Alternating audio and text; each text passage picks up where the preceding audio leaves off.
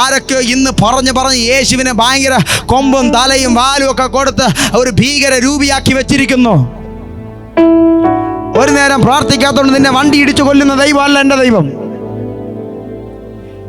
ഏതൊക്കെയോ നീ തെറ്റിൽ വീണത് ശരിയാണ്, പക്ഷെ നീ തെറ്റിൽ വീണെന്ന് പറഞ്ഞ് എന്നേക്കുമായി ഇവിടുത്തെ മനുഷ്യൻ പടിയടച്ച് പിണ്ടം വെക്കുന്നത് പോലെ നിന്നെ എന്നേക്കുമായി തകർത്ത് നിന്നെ ഓട്ടിച്ച് നാട് കടത്തുന്നവനല്ല ദൈവം.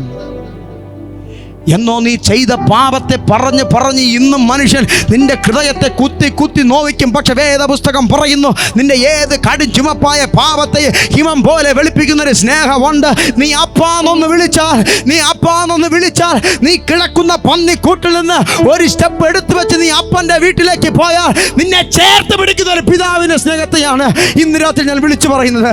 നീ പലപ്പോഴും തകർന്നു പോയിട്ട്, നീ പലപ്പോഴും പാപത്തിൽ വീണിട്ട് നിന്നെ തള്ളിക്കളയാതെ, നിന്നെ അകറ്റിക്കളയാതെ, ലോകം നിന്നെ തള്ളിയിട്ട്, ലോകം നിന്നെ ഒതുക്കിയിട്ട് നിന്നെ തള്ളിക്കളയാതെ നിന്നോട് പറഞ്ഞ വാഗ്ദത്തത്തിനകത്തേക്ക് നിന്നെ തള്ളിക്കേറ്റാൻ പരിശുദ്ധ ആത്മാവ് നിന്റെ പുറകെ വന്നതിന്റെ കാരണം നിന്നെ മറക്കാൻ കഴിയാത്തൊരു പ്രണയമാണ്.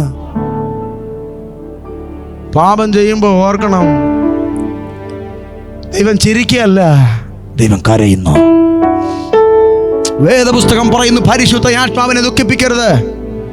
അർത്ഥമൊരു കൊച്ചു കുഞ്ഞ് എന്തൊക്കെ ആവശ്യം പറഞ്ഞ് അവൻ ഭയങ്കരമായി കുലുങ്ങി കരയുന്നത് പോലെ പാപം ചെയ്യുന്നവൻ്റെ പിന്നാലെ വന്നിട്ട്, മോളെ കം ബാക്ക് ടു ജീസസ്, നീ എന്നിലേക്ക് വരിക, നീ യേശുവിലേക്ക് വരിക എന്ന് പറഞ്ഞ് നിന്റെ ഹൃദയത്തിൻ്റെ പിന്നാലെ നിന്റെ വാതിൽ കൊന്ന് മുട്ടുന്നൊരു ദൈവം ഇന്ന് രാത്രി ഞാനിത് പറഞ്ഞുകൊണ്ടിരിക്കപ്പെടുമ്പോൾ ഏതൊക്കെയോ ഹൃദയത്തിനകത്തേക്ക് ചാട്ടുളി അടിച്ചു കയറ്റുന്ന പോലെ ഈ സന്ദേശം ആരൊക്കെ ഹൃദയം തുറന്ന് കീറി കയറുന്നത് ഞാനൊരു കാഴ്ച കാണുകയാണ്. ഈ രാത്രി ഞാൻ പറയുന്നത്, സ്നേഹിതാ, നിന്റെ ഹൃദയം തുറന്നാൽ ഇന്ന് നീ വിടുതലോടെ പുറത്തു വരും. നീ തകർന്നത് മതി, നീ ഉടഞ്ഞത് മതി, നീ പാപത്തിൽ വീണത് മതി. ഇന്ന് രാത്രി എഴുന്നേൽക്ക്, നീ കിടക്കുന്ന പന്നിക്കൂട്ടിൽ നിന്ന് എഴുന്നേൽക്ക്. നിനക്ക് വേണ്ടി ഒരു അപ്പൻ കാത്തിരിക്കുന്നുണ്ട്.